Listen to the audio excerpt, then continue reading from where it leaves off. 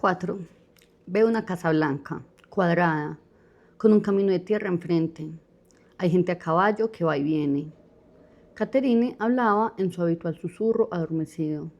Hay árboles, una plantación, una casa grande y un puñado de viviendas más pequeñas, como para esclavos. Hace mucho calor. Es el sur. Virginia. Según creía, la fecha era 1873. Ella era una niña. Hay caballos y muchos sembrados, maíz, tabaco. Ella y los otros sirvientes comían en una cocina de la casa grande. Era negra, se llamaba Abby. Tuvo un presentimiento y su cuerpo se puso tenso. La casa grande estaba en llamas, ardió ante sus ojos. La hice avanzar 15 años, hasta 1888. Yo un vestido viejo, estoy limpiando un espejo de la planta alta de una casa de ladrillo con ventanas. Hay muchos paneles. El espejo no es recto, sino ondulado, y tiene nudos en el extremo. El dueño de la casa se llama James Manson. Usa una chaqueta extraña, con 3 botones y un gran cuello negro.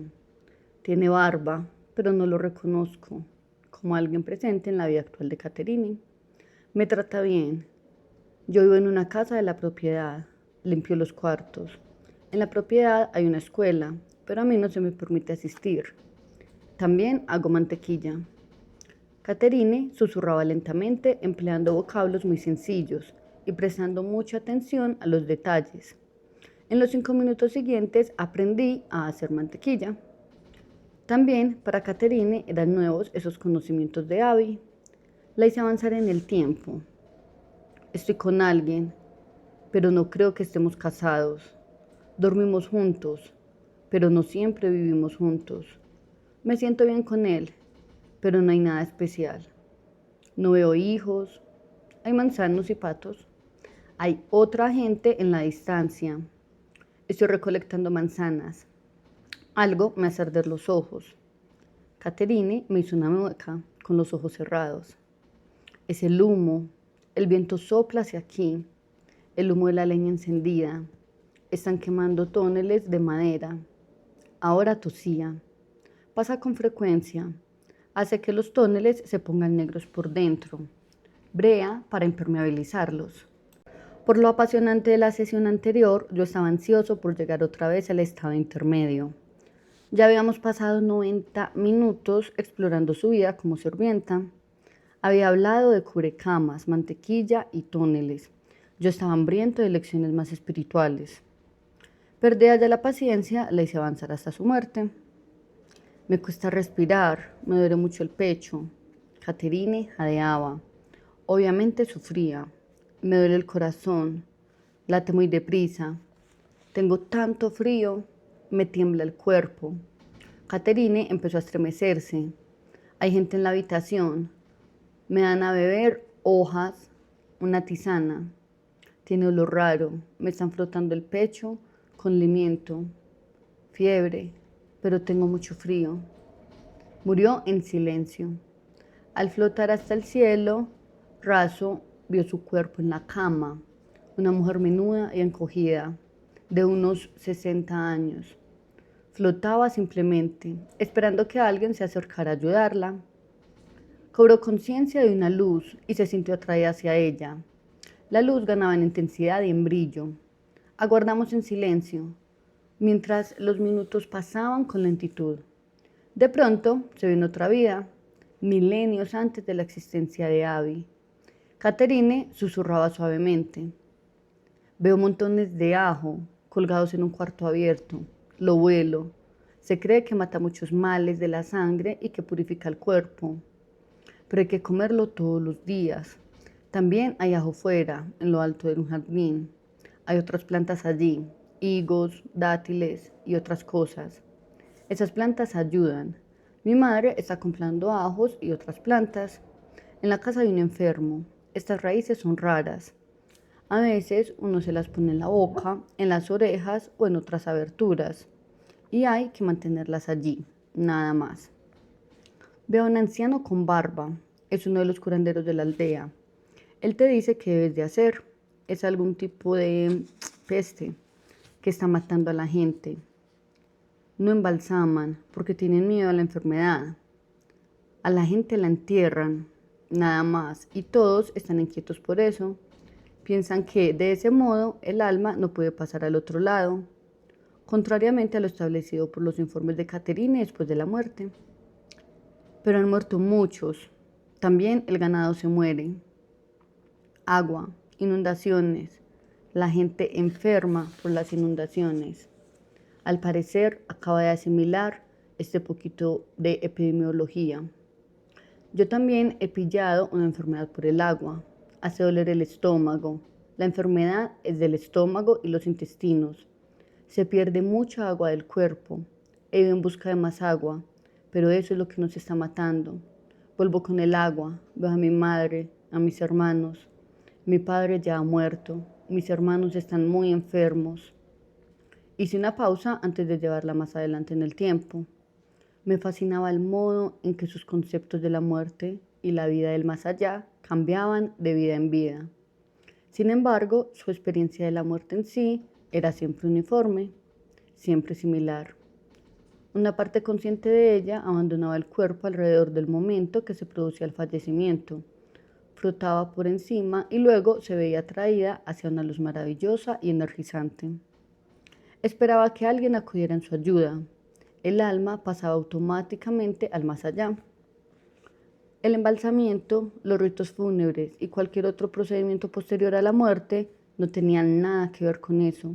Era automático, sin preparativos necesarios como el cruzar una puerta que se abriera. La tierra es estéril y seca. No veo montañas aquí, solo tierra, muy llana y seca. Uno de mis hermanos ha muerto. Me siento mejor, pero aún tengo ese dolor. Sin embargo, no vivió por mucho tiempo más.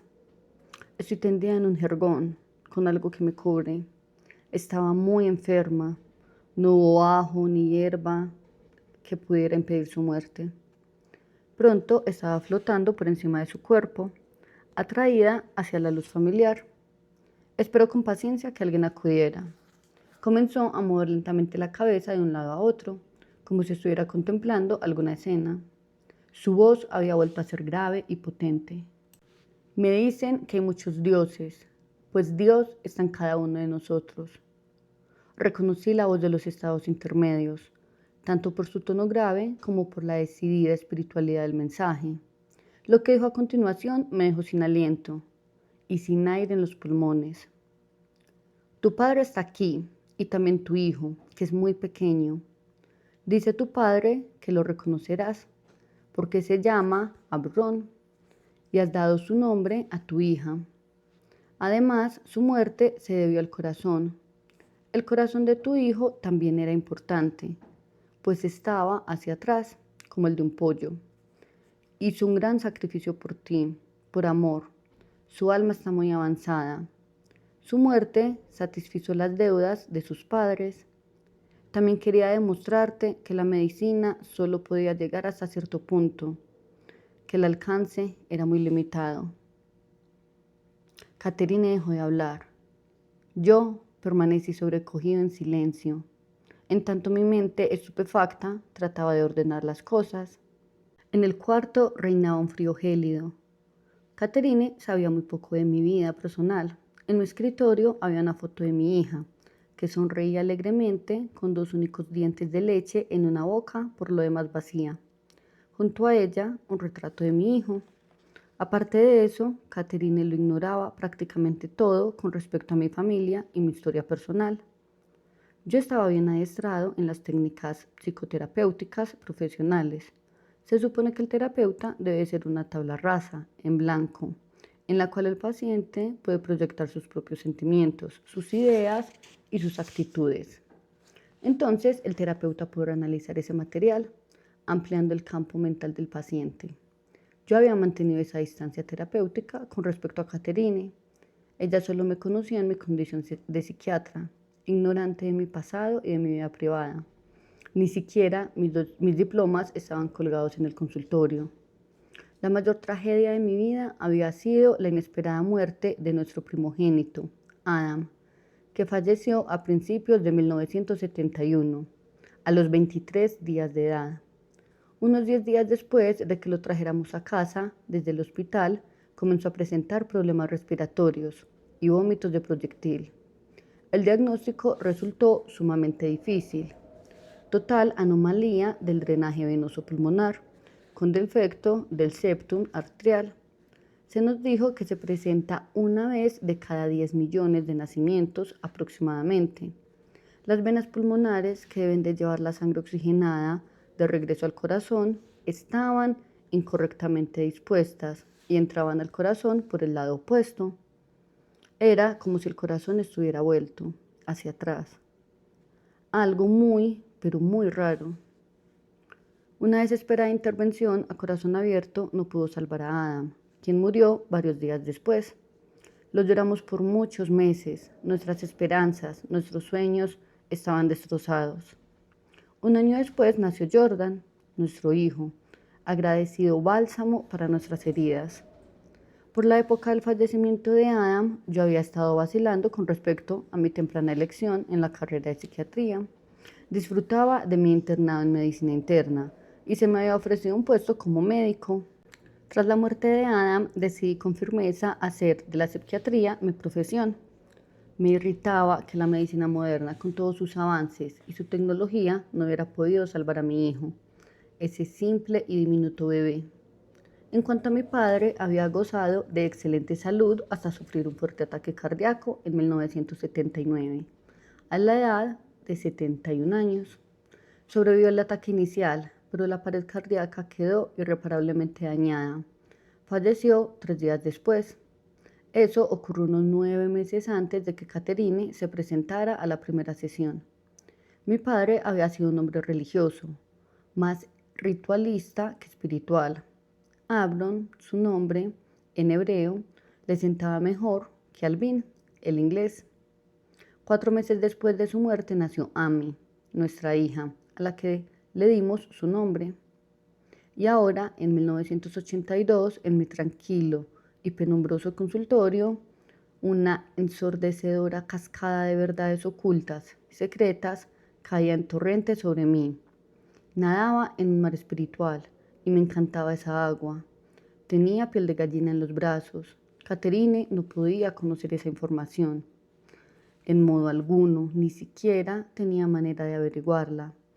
El nombre hebreo de mi padre, el hecho de que un hijo mío hubiera muerto en la primera infancia con un defecto cardíaco que solo se presenta una vez de 10 millones, mis dudas sobre la medicina, la muerte de mi padre y la elección del nombre de mi hija, todo era demasiado, muy específico, excesivamente cierto.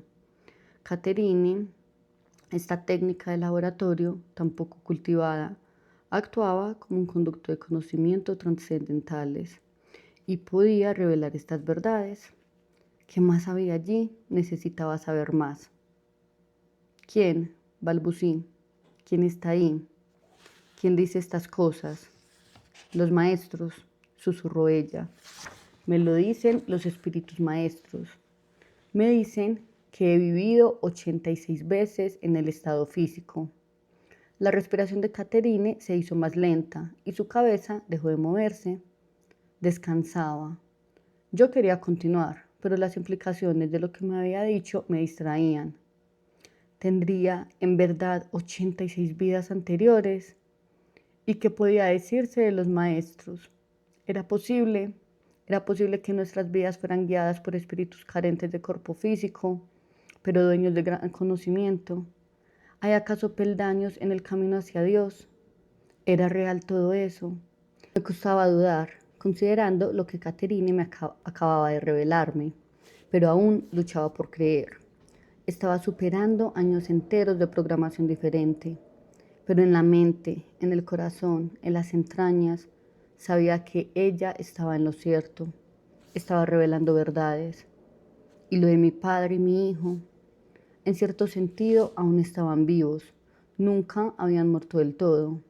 Años después de sepultados, me hablaban y lo demostraban así. proporcionando informaciones muy específicas y secretas.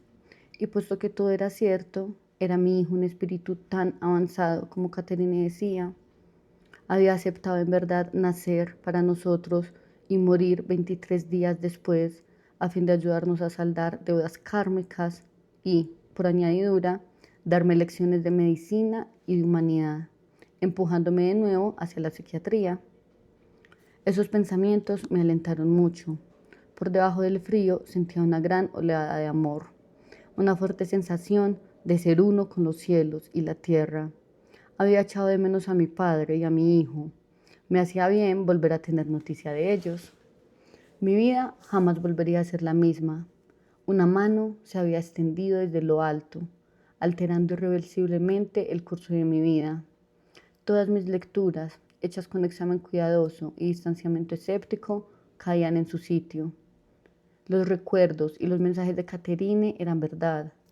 Mis intuiciones sobre lo cierto de sus experiencias habían sido correctas.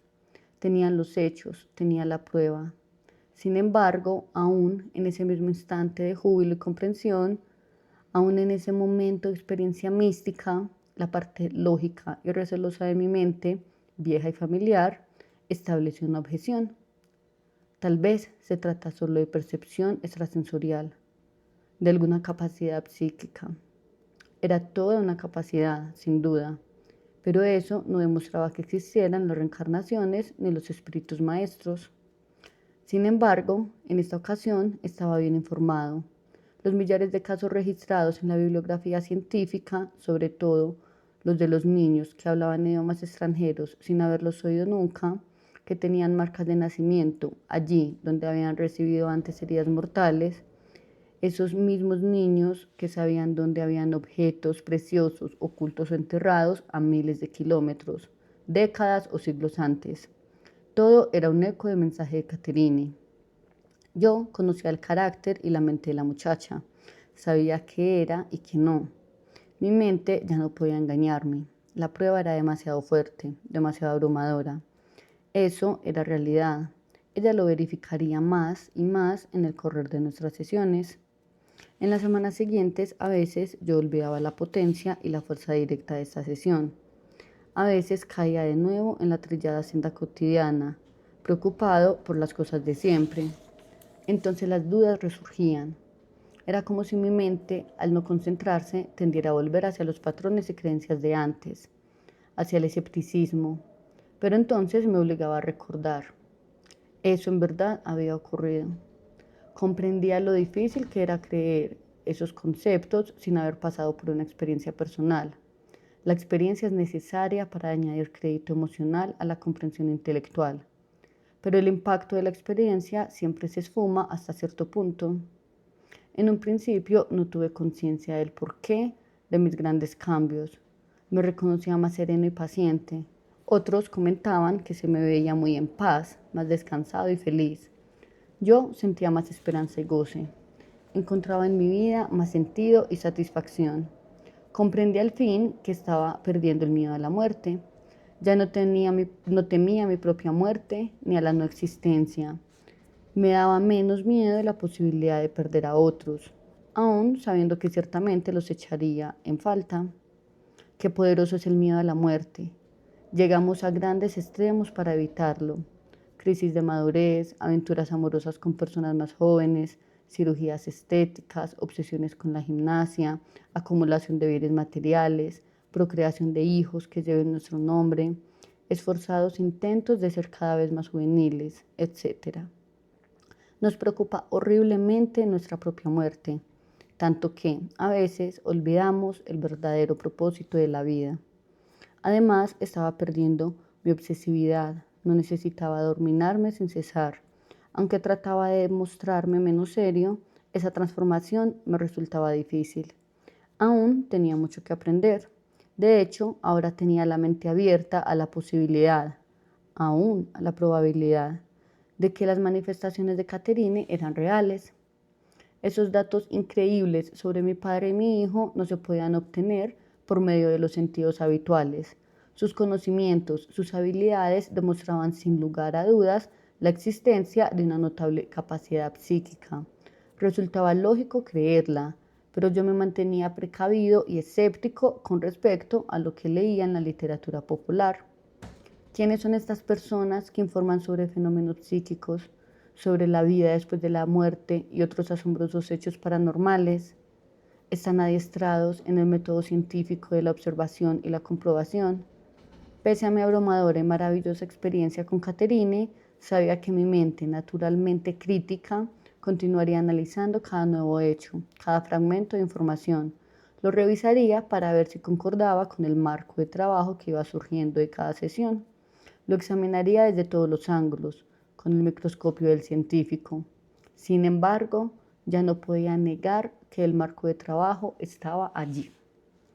Hasta aquí el capítulo, la parte 4. Te espero mañana para que continuemos leyendo y descubriendo sobre todas estas historias de vidas pasadas, estados intermedios, y espero que esto de alguna manera despierte esa parte espiritual, te haga cuestionar de la vida. Y bueno, te envío mucho amor, un abrazo, activa las notificaciones, recuerda suscribirte y nos vemos mañana para continuar con la parte 5. Chao, chao.